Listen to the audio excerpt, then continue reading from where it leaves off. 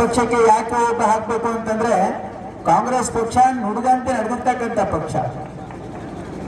ಕಾಂಗ್ರೆಸ್ ಪಕ್ಷ ಬಡವರ ಪಕ್ಷ. ಇದು ಕಾಂಗ್ರೆಸ್ ಪಕ್ಷ ಈ ರಾಜ್ಯದಲ್ಲಿ ಈ ದೇಶದಲ್ಲಿ ಯಾವಾಗ ಅಧಿಕಾರಕ್ಕೆ ಬಂದಿದೆ ಯಾವತ್ತೂ ಕೂಡ ಸಾಮಾನ್ಯ ಜನರ, ಬಡವರ ಮತ್ತು ರೈತರ ಇವತ್ತು ಹಿತವನ್ನ ಕಾಪಾಡ್ತಕ್ಕಂಥ ಕೆಲಸ ನಮ್ಮ ಸರ್ಕಾರ ಮಾಡಿದೆ.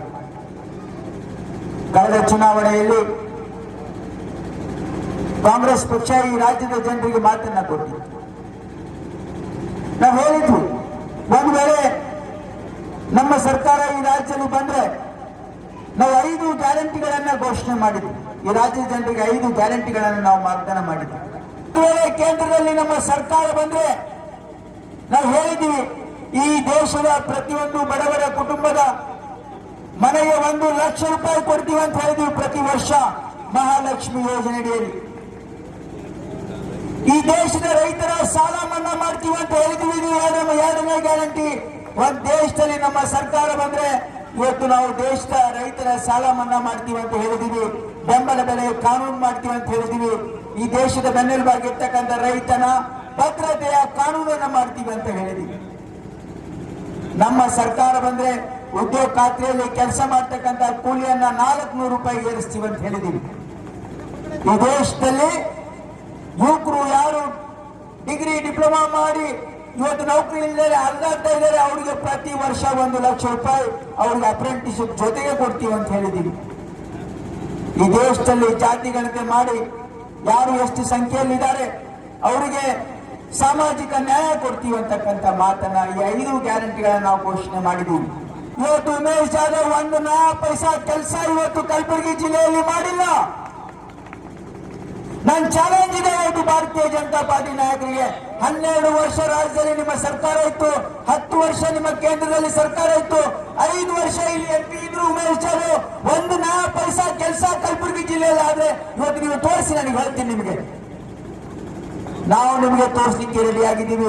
ಈಗ ತಾನೇ ನಮ್ಮ ಸಂಗಣ್ಣ ಅವರು ಹೇಳಿದ್ರು, ಇವತ್ತು ಜಯದೇವ ಇನ್ಸ್ಟಿಟ್ಯೂಟ್ ಆಫ್ ಕಾರ್ಡಿಯಾಲಜಿ, ಇವತ್ತು ಸರ್ಕಾರಿ medical college, trauma centre, super speciality ಆಸ್ಪತ್ರೆ, ಕಿದ್ವಾ ಇನ್ಸ್ಟಿಟ್ಯೂಟ್ ಆಫ್ ಕ್ಯಾನ್ಸರ್, ಇವತ್ತು ತಾಯಿ ಮಕ್ಕಳ ಆಸ್ಪತ್ರೆ, Indira Gandhi institute of child health branch, ಇವೆಲ್ಲ ಮಾಡಿರ್ತಕ್ಕಂಥದ್ದು ಯಾರು? ಕಾಂಗ್ರೆಸ್ ಪಕ್ಷ. ಕಲಬುರಗಿ ಜಿಲ್ಲೆಯಲ್ಲಿ ಇವತ್ತು ಕಲ್ಯಾಣ ಕರ್ನಾಟಕಕ್ಕೆ ಆರ್ಟಿಕಲ್ 371 ಮಾಡಿದ್ದು ಮಲ್ಲಿಕಾರ್ಜುನ್ ಖರ್ಗೆ ಸಾಹೇಬರು, ಧರಮ್ ಸಿಂಗ್ ಸಾಹೇಬರು. ES ಆಸ್ಪತ್ರೆ, ಸೆಂಟ್ರಲ್ ಯೂನಿವರ್ಸಿಟಿ, ಏರ್ಪೋರ್ಟ್, ಹೈಕೋರ್ಟ್ ಪೀಠ, ಕಲಬುರಗಿ ಜಿಲ್ಲೆಯಲ್ಲಿ ಆಗಿರ್ತಕ್ಕಂಥ ಪ್ರತಿಯೊಂದು ಅಭಿವೃದ್ಧಿ ಇವತ್ತು ನಮ್ಮ ನಾಯಕರು ಮಾಡಿರ್ತಕ್ಕಂಥದ್ದು, ಕಾಂಗ್ರೆಸ್ ಪಕ್ಷ ಮಾಡಿರ್ತಕ್ಕಂಥದ್ದು. ಏನ್ ಸಾಧನೆ ಇದೆ ಭಾರತೀಯ ಜನತಾ ಪಾರ್ಟಿದು?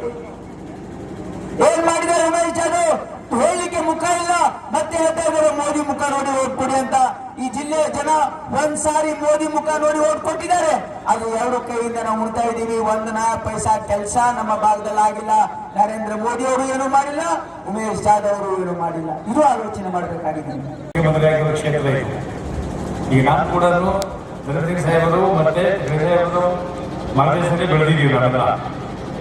ನಾವೆಲ್ಲ ನಮ್ಮ ಗುಲ್ಬರ್ಗಕ್ಕೋಸ್ಕರ ರಾಮ ಇದು ಮಾಡಿದ್ದಾರೆ ಅಭಿವೃದ್ಧಿ ಕೆಲಸಗಳು, ಅದಕ್ಕೂ ನಮ್ಮ ನಾಯಕರು ಅದನ್ನು ಮುಂದುವರಿಸಬೇಕಾದ್ರೆ ನಾವು ಕಾಂಗ್ರೆಸ್ ಪಕ್ಷದ ಅಭ್ಯರ್ಥಿ ಗೆಲ್ಲಿಸದೇ ಮುಂದುವರಿತೀವಿ.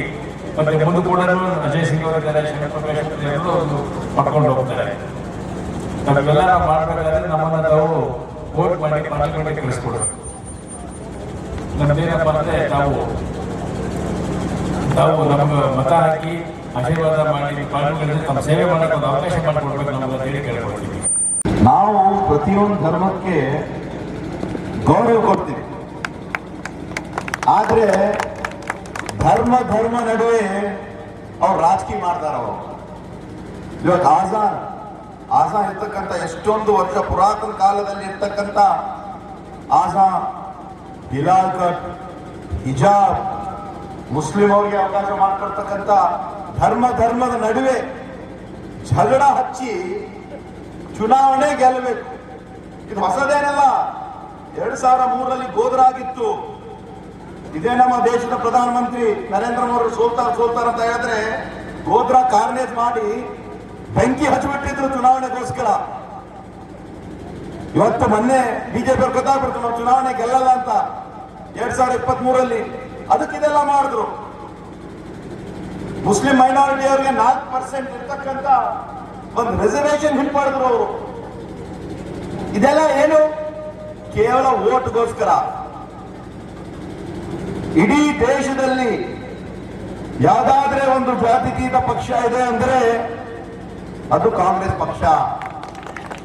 ಇವಾಗ ಜನತಾದಳವನ್ನು ಕೂಡ ಚೇಂಜ್ ಮಾಡ್ಬಿಟ್ಟಿದ್ದಾರೆ ಹೆಸರು, ಜಾತಿ ಕಲಿತು ಕೋಮಾರಿ ಮಾಡ್ಬಿಟ್ಟಿದ್ದಾರೆ. ಯಾರೋ ಹೇಳ್ತಾ ಇದ್ರು ಮೊನ್ನೆ.